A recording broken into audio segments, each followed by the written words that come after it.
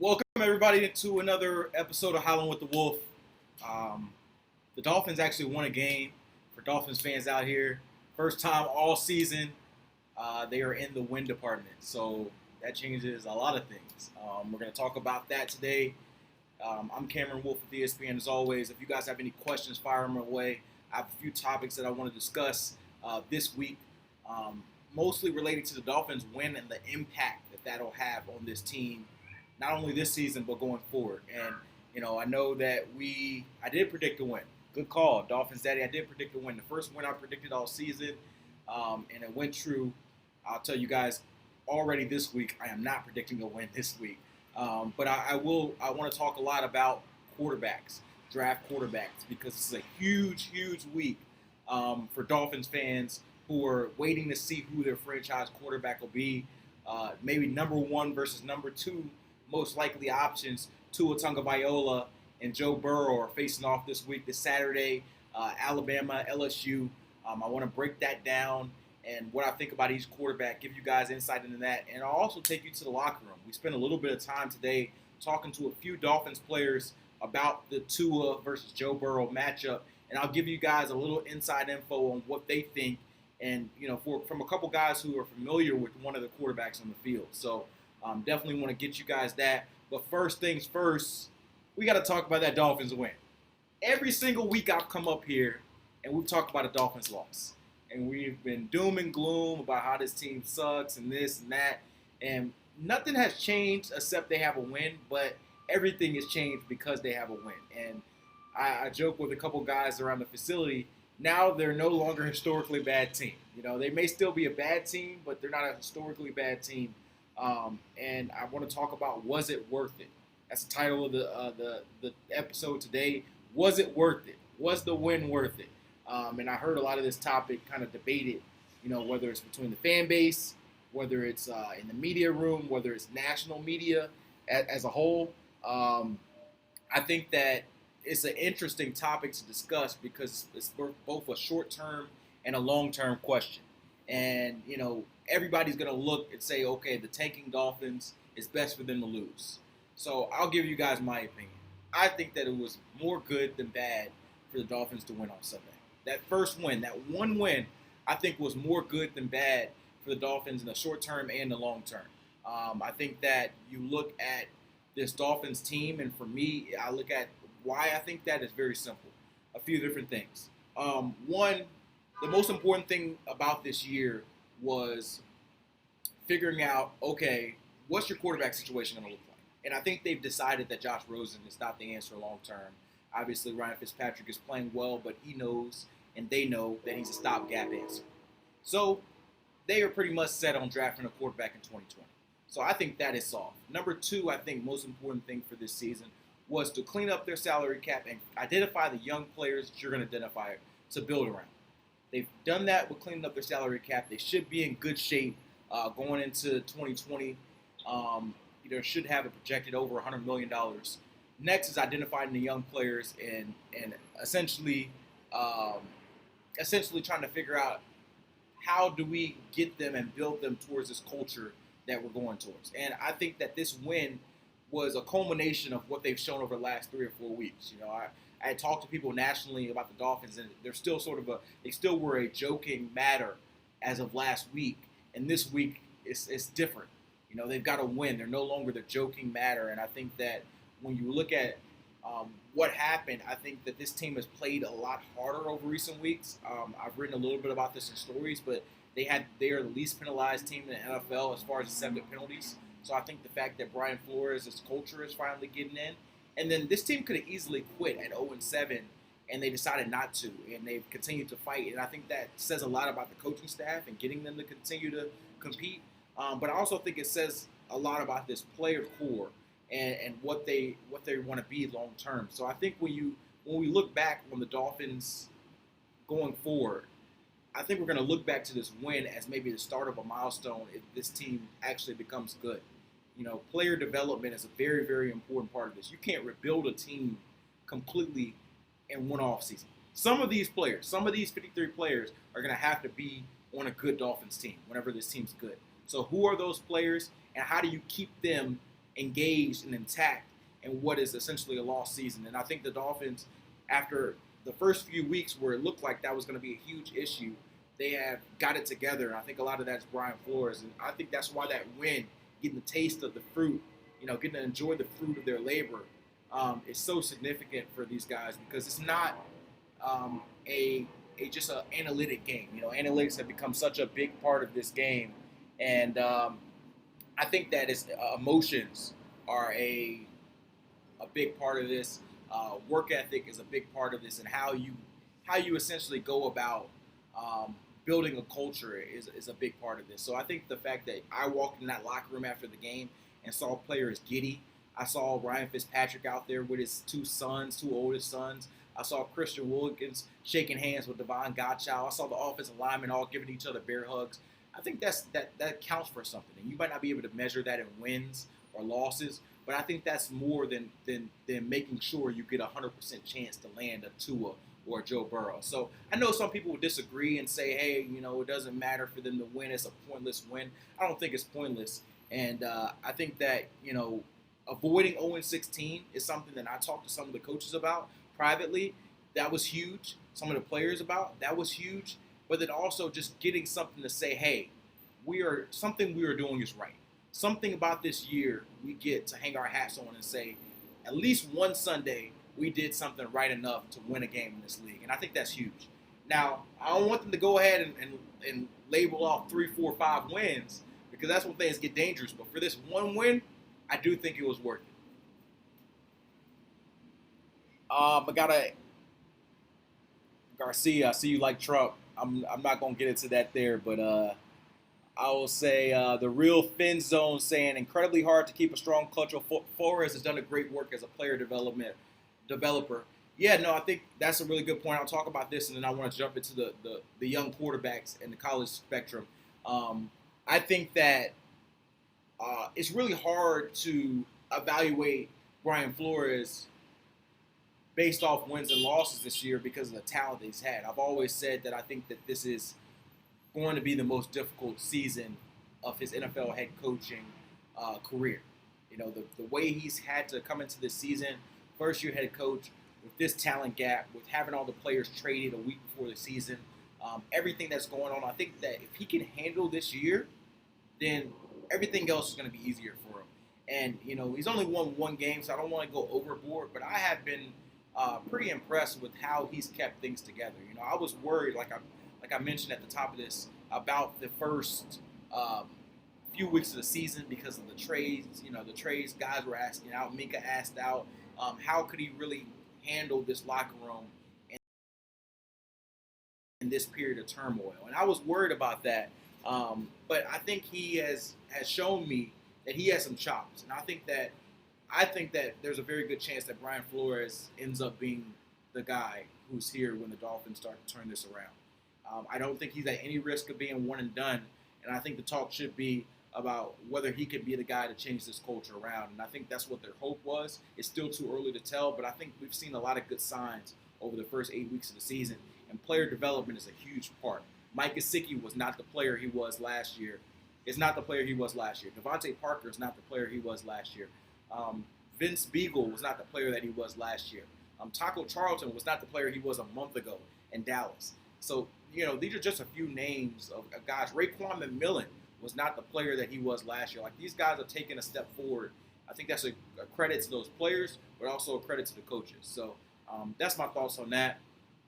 I do want to talk about Joe Burrow versus Tua. So it's always interesting to me when we start talking about college football, and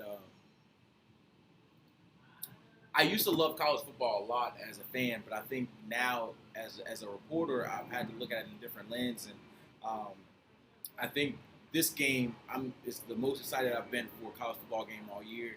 One, because it's two top 5 programs who probably going to have one of the most NFL talents coming up in this NFL draft, and I think that they're probably going to both be in the playoff, in my opinion.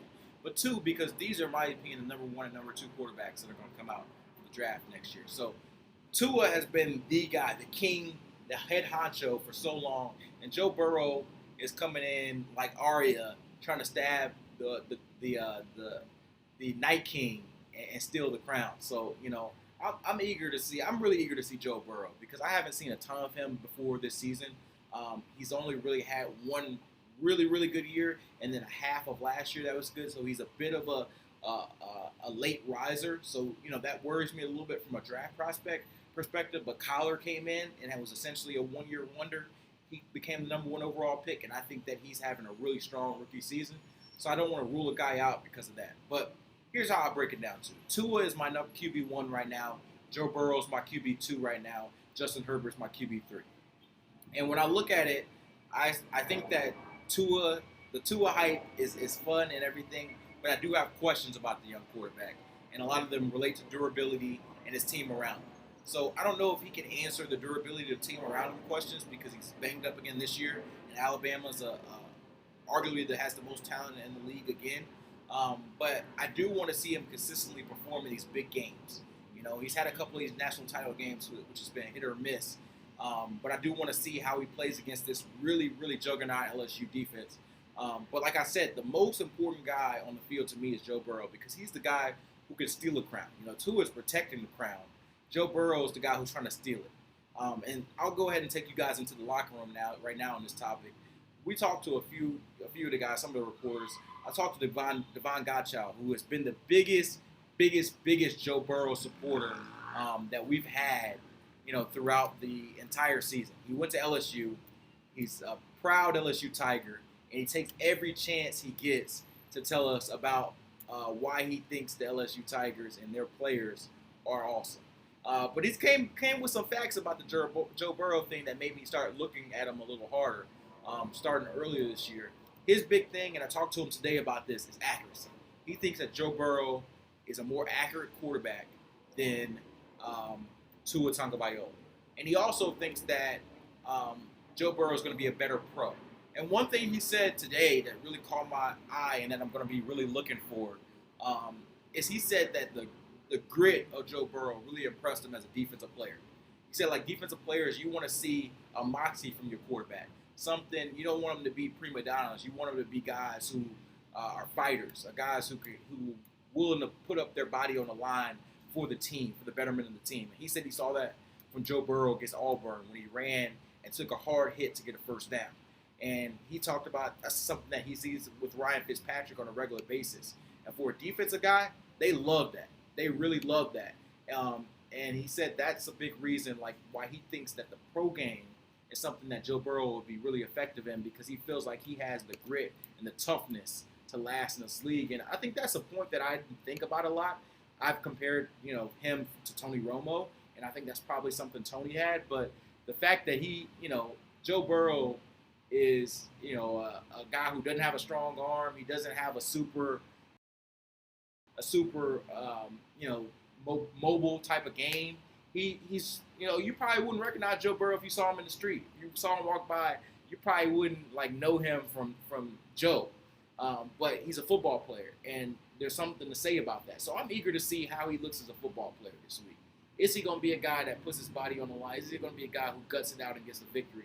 That means a lot. Like, playmaking wins a lot, but the fact that you can put your body on the line for your team means a lot too. So I'm eager to see how he does that. And I think that Joe Burrow has a chance to overtake Tua in my rankings, but he's got to show it to me. So that's something that I'm really eager to see. Talking to the locker room to a couple other guys today. Isaiah Prince, who went to Ohio State, is another guy that gave a really interesting comment about Joe Burrow. And, if folks who didn't know, Joe Burrow played at Ohio State when he first got into his career. He was a backup, and he ended up transferring because he broke his hand, and then Dwayne Haskins was named the guy there. So Joe Burrow had time in the locker room with Isaiah Prince, with Raekwon McMillan, with Jerome Baker.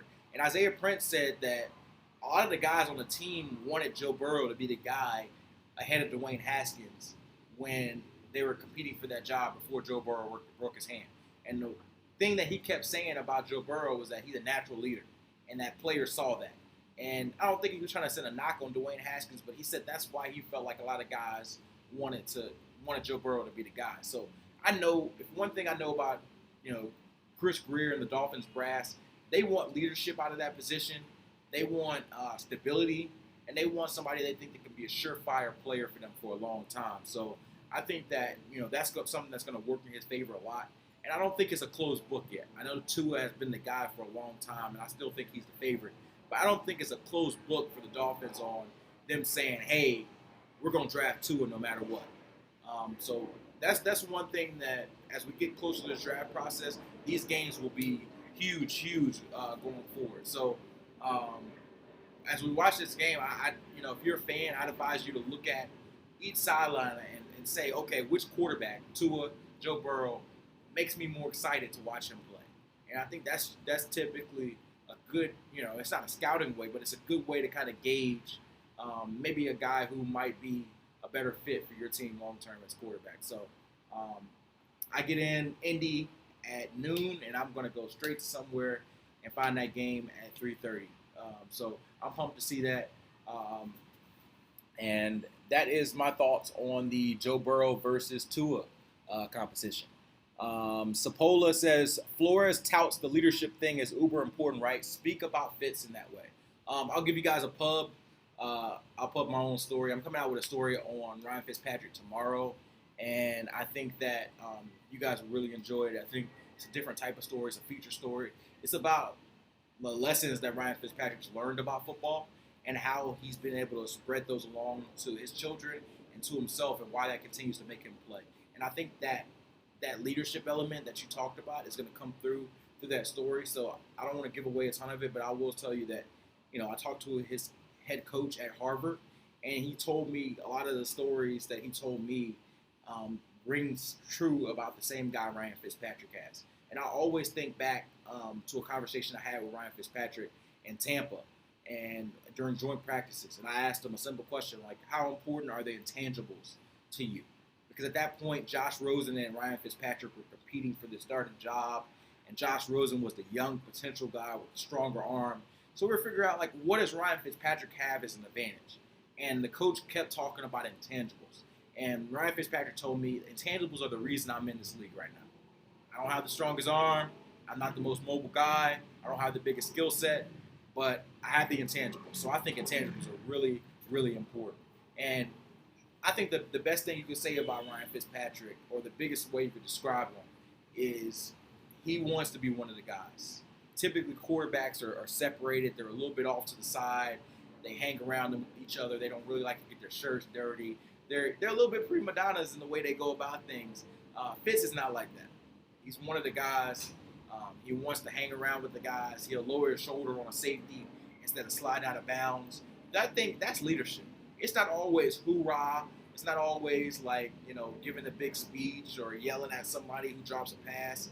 Sometimes it's showing your guys that, hey, I'm willing to put my body on the line for y'all.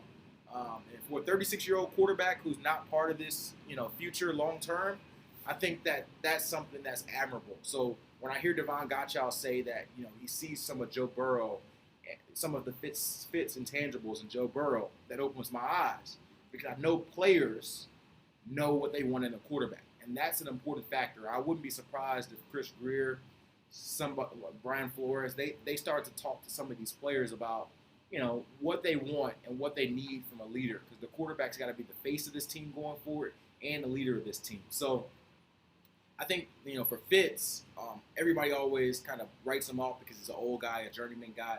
But I've been really impressed with him as a dude, I talk to him off to the side. Like, quarterbacks typically have Wednesday press conference availabilities, and anytime I go to Ryan Fitzpatrick's locker, whether it's a Wednesday or not, he gives me time of day. He shows me pictures on his phone of his family. He tells me stories. And maybe that's just something like that for me that counts, but that sort of thing, that personal stuff that you don't feel like you're bigger than anyone else, I think that matters to a lot of people. So a lot of respect for Fitz. I hope he sticks around here even as a backup next season, and it helps groom whoever the Dolphins quarterback of the future is. I think for the most part, I'm going to start winding it down. If you guys have any questions, feel free to fire them away. I did want to talk about a couple league topics, and then I'll go ahead and close this up and kind of talk about this. Antonio Brown is one thing I wanted to discuss, because I really hope that, and I don't know his situation in a full spectrum, but I really hope that he has smart people in his ear, or he's going to get smart people in his ear to turn this around, because like I think he's a heck of a talent, but all the stuff he has going off the field, what he's doing on social media today, it's sad to me because I think he's like ruining the rest of his career, and like I think he could be a Hall of Fame receiver. Like I don't know if he's a Hall of Fame receiver if his career ends today, but I think he is like really really close or at that borderline. So like if somebody is friends with Antonio Brown or somebody has that contact, try to get to him, because like I hate to see like a young man kind of ruin his career the way I feel like AB is over the last 6-9 months. So I just wanted to kind of talk about that for a little bit, and it's just that thing kind of like really threw me off today. I was like, man, something's going on with him, and somebody's got to talk to him about that. So yeah, I just want to talk about that really quickly, and also someone just asked me, and I'll kind of end with this one. Do you think we'll see Josh Rosen again? And I think I answered this about 3 or 4 weeks ago, but I think it's even become even more drastic at this point. I think that you only see Josh Rosen if Ryan Fitzpatrick gets hurt or struggles. I think that Brian Flores has made clear that he wants the guy who gives him the best chance to win. And he thinks that's Ryan Fitzpatrick right now. The locker room loves Fitz. Like, they love him. You won't get a single person in that locker room say a bad word about Fitz. They rave about him. They know that he's not their future. They know they're going to draft a quarterback next year. Heck, Godchild was talking about Joe Burrow and Tua as Ryan Fitzpatrick walked by him in the locker room today. Fitz looked at him, smiled, and kept walking. Like, other quarterbacks might have got sensitive about that, but not him. So I think you're going to see Fitz the rest of the way. I do think the chance that you get Josh Rosen, like I said, is if Fitz gets hurt, if Fitz struggles, or if with 3 or 4 games left in the year, maybe in December, the Dolphins say, hey, we want to give Josh Rosen one last chance to see. I don't know how they sell that to the locker room, but if Chris Greer, Stephen Ross say, hey, we want to get one more shot at Josh Rosen, maybe they use, maybe a Ryan Fitzpatrick bad game to give Josh Rosen a shot, or maybe they say we want to play the young guys and give Josh Rosen a shot. But other than that, I don't see Josh Rosen getting another chance other than injury or performance before December, and maybe mid-December. So that's my thoughts on that. And, Josh Rosen's been good. Every conversation I had with him, I don't get all the negative energy stuff that people had said before, but I just don't think his long-term future is in Miami. And I think that the Dolphins will have a decision next year whether to bring him back as a backup or to trade him off to another team that wants to give him a chance. So I don't think the Josh Rosen starter era in Miami is going to have much steam at all in 2020. So that's my thoughts on that. As always, guys, thank you guys for joining me with Howling with the Wolf. We'll be back here next week, same time, same energy, and let's talk some football.